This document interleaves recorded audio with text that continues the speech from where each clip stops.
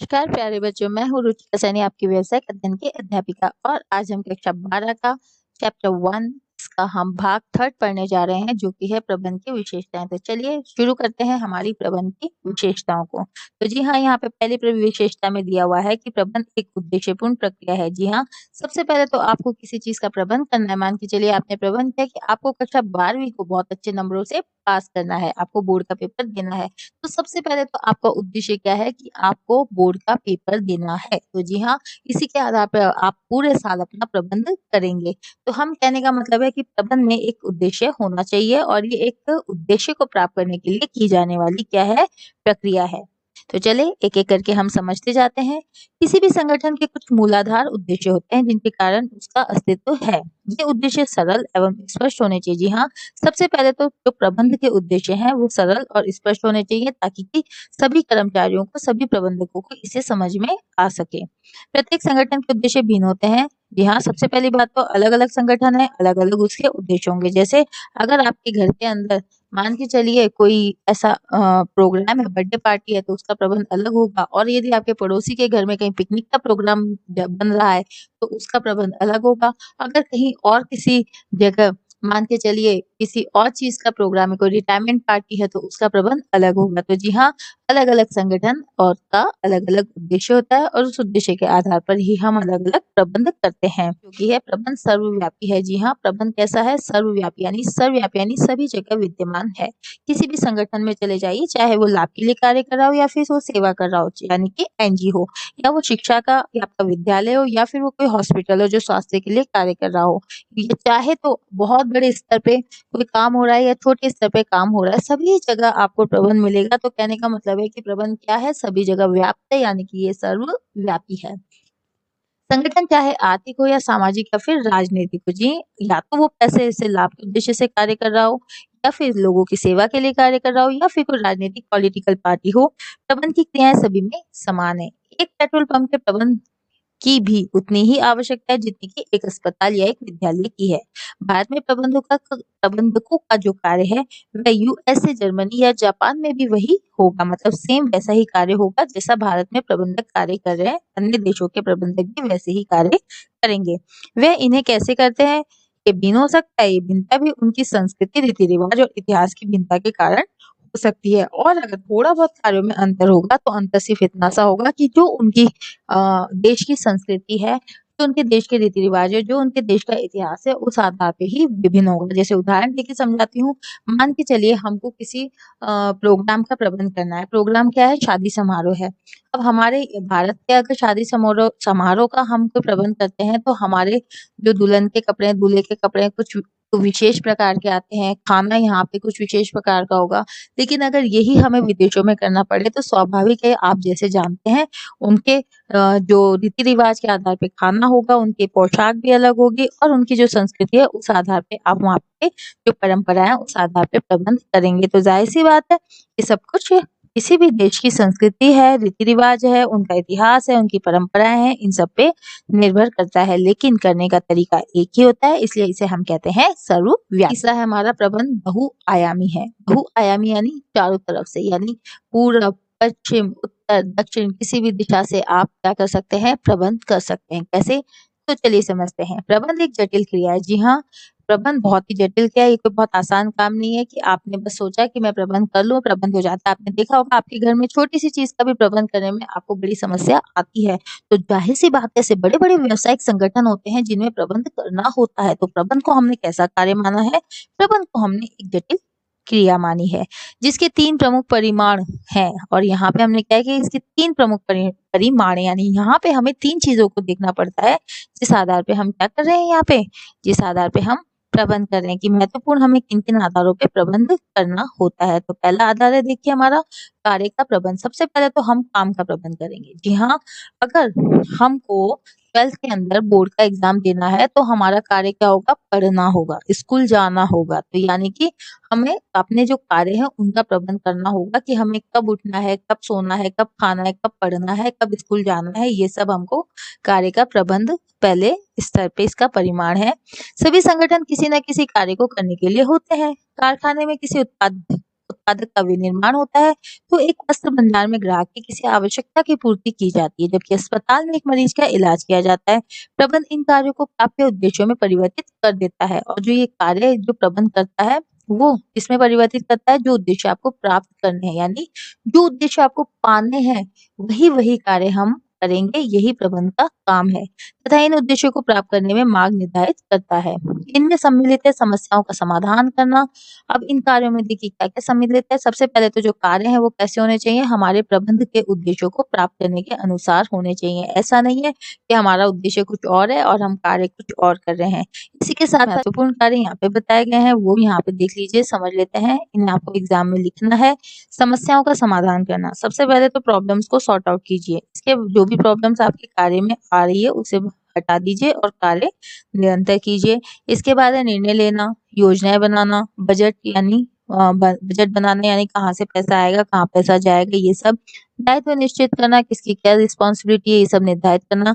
एवं अधिकारों का प्रत्यायोजन करना, यानी लोगों को कार्य करने के लिए अधिकार भी देना प्रबंध का ही कार्य है। तो यहाँ पे इन सभी कार्यों का प्रबंध करना पड़ेगा। हमारा लोगों का प्रबंध, अब हमने कार्यों का प्रबंध तो कर दिया कि हमें क्या क्या कार्य करने हैं। अब वो कार्य किसके द्वारा किए जाएंगे, यानी कि लोगों के द्वारा किए जाएंगे, तो हमें लोगों का भी तो प्रबंध करना पड़ेगा। तो जी हाँ, मानव संसाधन अर्थात लोग किसी भी संगठन की सबसे बड़ी संपत्ति होते हैं। तकनीक में सुधार के बाद भी लोगों से काम करा लेना आज भी प्रबंधक का प्रमुख कार्य है। जी हाँ, इतनी सारी तकनीकें होते हुए भी व्यक्ति काम कर रहा है, कर्मचारी काम कर रहे हैं, यही प्रबंध में होता है कि आप तकनीकों के साथ साथ कर्मचारियों को भी कार्य पे लगाए रखें। ये प्रबंधक का सबसे प्रमुख कार्य है। तो लोगों के प्रबंधन को दो पहलू होते हैं। प्रथम तो ये कर्मचारी को अलग अलग आवश्यकताओं एवं व्यवहार वाले व्यक्तियों के रूप में मानकर व्यवहार करते हैं। सबसे पहले हम जब भी लोगों का प्रबंध करते हैं तो हम देखते हैं कि उन लोगों की आवश्यकताएं क्या है, यानी अलग अलग आवश्यकताएं होगी और साथ में उन व्यक्तियों का व्यवहार भी अलग अलग होगा। उस आधार पे हम उन व्यक्तियों का प्रबंध करेंगे। मान के चलिए मैं आपको पढ़ा रही हूँ, अचानक मैं एक बच्चे को डांट देती हूँ और उस बच्चे को कुछ नहीं होता, लेकिन उसी वक्त मैं दूसरे बच्चे को डांटती हूँ थोड़ा सा ही तो वो रोने लगता है। तो कहने का मतलब है यहाँ पे जब बच्चे अलग अलग हैं, इसी प्रकार से कर्मचारी भी तो बच्चे ही होते हैं एक तरीके से प्रबंधक के। तो कहने का मतलब है उनका जो व्यवहार है, उनकी जो आवश्यकता है, उनको ध्यान में रखते हुए उन्हें हमें कार्य पे लगाना होता है और हमें अच्छा प्रबंध कर पाए, इसके हम अपने उद्देश्यों को प्राप्त कर पाए, इसलिए हम कर्मचारियों की आवश्यकता और व्यवहार को ध्यान रखते हैं। दूसरा है हमारा, ये लोगों के साथ उन्हें एक समूह मानकर व्यवहार करता है। दूसरा, अब जितने भी विभिन्न विभिन्न प्रकृति के लोग हैं, जिनकी आवश्यकताएं अलग है, जिनका बिहेवियर अलग है, उन सबको हमने क्या माना है, एक समूह माना है और समूह मान के हम यहाँ पे उन लोगों को कार्य करवाते हैं। प्रबंध लोगों की ताकत को प्रभावी बनाकर एवं उनकी कमजोरी को अप्रासंगिक बनाकर प्रबंध लोगों की ताकत को प्रभावी बनाकर एवं उनकी कमजोरी को अप्रासंगिक बनाकर उनसे संगठन के उद्देश्यों की प्राप्ति के लिए काम कराता है। तो जी हाँ, सबसे पहले तो आप किसी भी व्यक्ति है उसके व्यवहार के बारे में पता कीजिए कि इसका व्यवहार कैसा है। दूसरा, इसके बारे में पता कीजिए कि इसकी विशेष योग्यता क्या है, इसमें क्या कौशल है, इसमें क्या क्षमता है, इसमें इसको आवश्यकता क्या है, और उस आधार पे उसे कार्य सौंपिए और इस आधार पे कार्य सौंप के आप जो ऐसी प्रकृति के और भी कई लोग हैं उन सबको मिलाकर समूह के रूप में इनसे प्रबंध के लक्ष्यों को प्राप्त करने में सहायक हो जाइए। यही एक अच्छे प्रबंधक के गुण है। परिचालन का प्रबंध, जी हाँ, परिचालन का प्रबंध का मतलब है संगठन कोई भी क्यों ना हो, कोई भी संगठन हो, छोटा हो, बड़ा हो, आर्थिक हो या फिर सामाजिक हो या राजनीतिक हो, इसका अस्तित्व किसी न किसी मूल उत्पाद या सेवा को प्रदान करने पर टिका होता है। यानी यहाँ पे या तो कुछ सेवा प्रदान करेगा या फिर कोई उत्पाद प्रदान करेगा। इसके लिए एक ऐसी उत्पादन प्रक्रिया की आवश्यकता होती है जो आगत माल की एक श्रृंखला, जो आगत माल को उपभोग के लिए आवश्यक निर्गत में बदलने के लिए आगत माल एवं तकनीक के प्रवाह को व्यवस्थित करती है। जी हाँ, यहाँ पे हमें आगत माल और जो तकनीकें हम काम में लेंगे अपने उत्पादन एवं सेवा वस्तुओं का उत्पादन और सेवाएं देने के लिए, उसके अंदर हम जो वस्तुएं उपयोग लेंगे, कच्चा माल वगैरह हो गया, कर्मचारी हो गया, श्रमिक हो गया या फिर तकनीक हो गया, इन सबको व्यवस्थित रूप से हम यहाँ पे रखेंगे ताकि हमें अच्छे से अच्छा क्या प्राप्त हो जाए, निर्गत प्राप्त हो जाए। इसी तरीके से ये कार्य के प्रबंधन एवं लोगों के प्रबंध दोनों से जुड़ी होती है। तो परिचालन या प्रचालन का प्रबंध आपके कार्य के प्रबंध होता है और साथ साथ ही कार्य के प्रबंध के साथ में लोगों का प्रबंध भी इसमें शामिल है। इसके अलावा है हमारा प्रबंध एक निरंतर चलने वाली प्रक्रिया है। जी हाँ, प्रबंध ऐसी प्रक्रिया है, लगातार चलने वाली प्रक्रिया है, ये कभी रुकती नहीं है। प्रबंध प्रक्रिया निरंतर एकजुट लेकिन पृथक पृथक कार्यों यहाँ पे इसके कार्यों के नाम दिए गए हैं। ये एग्जाम में या तो 1 मार्क्स का पूछा जाता है या फिर आपके यहाँ पे निबंधात्मक में पूछा जाता है। तो यहाँ पे निबंधात्मक में इसलिए पूछा जाता है क्योंकि आपकी इस किताब में से आगे हम इसका एक-एक पार्ट दिया गया है और इन्हें डिटेलिंग से पढ़ेंगे। तो सिर्फ कार्य पूछे तो आपको लिखने हैं नियोजन, संगठन, निर्देशन, नियुक्तिकरण और नियंत्रण। अगला है, इन कार्यों को सभी प्रबंधक सदा साथ-साथ ही निष्पादित करते हैं। अब जो एक प्रबंधक होता है, ये जितने भी आपको कार्य दिए हैं, ये ऐसे नहीं है कि एक के बाद एक, एक के बाद एक के बाद एक संपन्न होंगे। ये कार्य लगभग साथ-साथ ही संपन्न होते हैं। तुमने ध्यान दिया होगा कि नामची डिजाइनर कैंडल में सिमटा एक ही दिन में कई अलग-अलग कार्य करती है। भविष्य में प्रदर्शनी की योजना बनाने पर अधिक समय लगाती है। यानी कि या तो वो जो आपकी स्मिता है, जो कैंडल का उद्यम खोल के बैठी है, वो या तो योजना बना रही है और तो दूसरे दिन वे कर्मचारियों की समस्याओं को सुलझाने में लगी है, तो दूसरे दिन जो कर्मचारी काम कर रहे हैं, जो महिलाएं काम कर रही है, उनकी समस्याओं को सुलझा रही है, या फिर प्रबंधक के कार्यों में कार्यों की श्रृंखला समन्वित है जो निरंतर सक्रिय रहती है। जी हाँ, और हम कहते हैं कि प्रबंधक निरंतर चलने वाली प्रक्रिया क्योंकि इसके अंदर हमें बार बार प्लानिंग करनी पड़ती है, बार बार हमें उस प्लानिंग के अनुसार संसाधनों को एकत्रित करना पड़ता है और एकत्रित संसाधनों को हमको जगह पे लगाना पड़ता है, यानी कि सही व्यक्ति को सही जगह पे, सही मशीन को सही जगह पे, सही मशीन पे सही व्यक्तियों को लगाना पड़ता है। इसी के साथ-साथ हमको बाद में उसको आदेश सही से निर्देशन देना होता है और निर्देशन देने के बाद में हमको ये भी देखना होता है कि हमने सही लक्ष्य प्राप्त किया है या नहीं, और यदि नहीं किया है तो कहाँ पे कमी रह गई, और वापस से कमी रहने पर हम पुनः क्या कर देते हैं, हम प्लानिंग कर देते हैं। तो जी हाँ, प्लानिंग का मतलब है कि ये एक निरंतर चलने वाली प्रक्रिया है। इसके बाद है हमारा प्रबंध एक सामूहिक कार्य। हम शुरू से ही पढ़ते जा रहे हैं कि यहाँ पे संसाधन और कर्मचारी व्यक्ति मिलकर, अलग-अलग व्यक्ति जिनके अलग-अलग व्यवहार है, अलग-अलग उनके योग्यता है, वो सब मिलकर यहाँ पे एक ही समान उद्देश्य के लिए कार्य करते हैं। संगठन भिन्न-भिन्न आवश्यकता वाले अलग-अलग प्रकार के लोगों का समूह होता है, जो समूह का प्रत्येक व्यक्ति संगठन में किसी न किसी अलग उद्देश्य को लेकर सम्मिलित होता है, लेकिन संगठन के सदस्य के रूप में वे संगठन के समान उद्देश्यों की पूर्ति के लिए कार्य करते हैं। कहने का मतलब है जो भी व्यक्ति आता है उसका अपना अलग-अलग व्यक्तिगत उद्देश्य होता है, लेकिन जैसे ही वो संगठन में कार्य करने लगता है तो सभी के उद्देश्य मिलकर सामूहिक उद्देश्य बन के वो एक ही जगह कार्य करते हैं। इसके लिए एक टीम के रूप में कार्य करना होता है एवं व्यक्तिगत प्रयत्नों से समान दिशा में समन्वय की आवश्यकता होती है, और जब समान दिशा में चलना है तो उनमें समन्वय की आवश्यकता होगी। इसके साथ ही आवश्यकता एवं अवसरों में परिवर्तन के अनुसार प्रबंध सदस्यों को बढ़ने एवं उनके विकास को संभव बनाता है। जी हाँ, यहाँ पे एक छोटा सा उदाहरण मैं आप ही का देती हूँ। मान के चलिए आप घर से निकले, आपका आपका था कि आज मैं स्कूल जाकर लंच करूंगा। आपका दोस्त निकलता है, कहता है आज मैं स्कूल जाकर ये वाला इंग्लिश बहुत अच्छे से पढ़ूंगा, इंग्लिश की क्लास बहुत अच्छे से पढ़ूंगा। इसके बाद आपका तीसरा दोस्त आता है, तीसरा दोस्त कहता है आज तो मैं कोई क्लास ही नहीं लूंगा। यानी आप तीनों दोस्तों के अलग अलग व्यक्तिगत उद्देश्य थे, लेकिन आप एक ही कक्षा में बैठ के पढ़ रहे हैं, तो आप सामूहिक रूप से एक समान उद्देश्य को प्राप्त कर रहे हैं, जो कि आपको 12th की कक्षा लेनी है। तो कहने का मतलब है प्रबंध एक सामूहिक क्रिया है। इसी के साथ में आगे प्रबंध एक गतिशील कार्य है। जी हाँ, प्रबंध एक ऐसा कार्य नहीं है जो एक बार कर दिया और काम खत्म।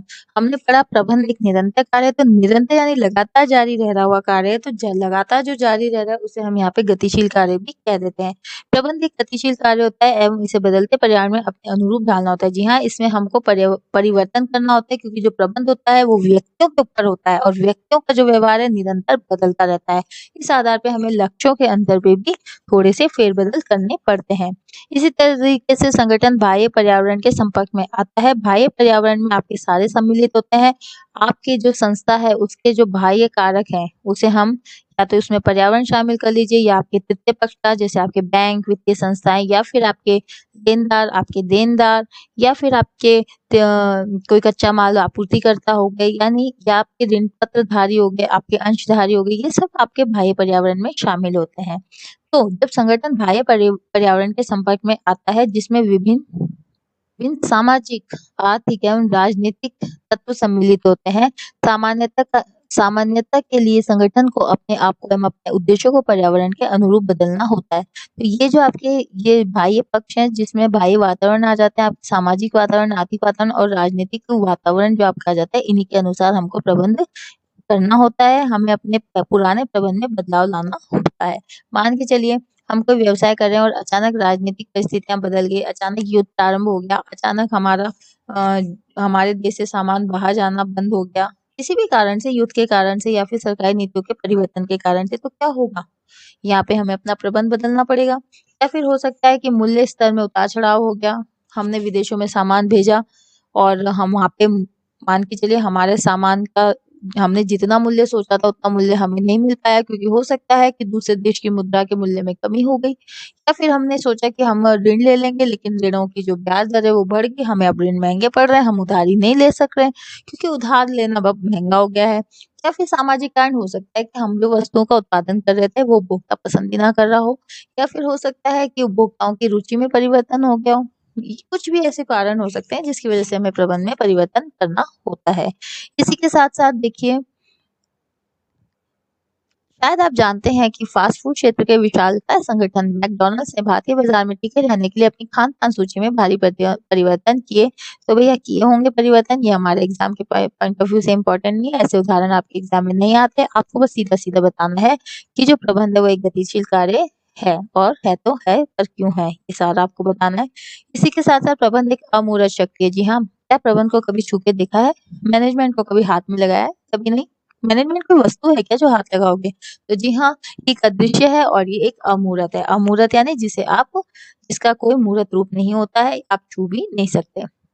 प्रबंध एक अमूर्त शक्ति है जो दिखाई नहीं पड़ती। मुझे तो नहीं दिखाई पड़ती, आपको दिखाई पड़े तो कमेंट बॉक्स में लिख के बताइएगा। लेकिन संगठन के कार्यों के रूप में जिसकी उपस्थिति को अनुभव किया जा सकता है, संगठन में प्रबंध के प्रभाव का भान योजनाओं के अनुसार लक्ष्यों की प्राप्ति, प्रश्न एवं संतुष्ट कर्मचारी के स्थान पे व्यवस्था के रूप में होता है। जी हाँ, प्रबंध दिखाई तो नहीं देता, लेकिन आपको उसके होने का आभास हो जाता है, पर ये भूत नहीं है।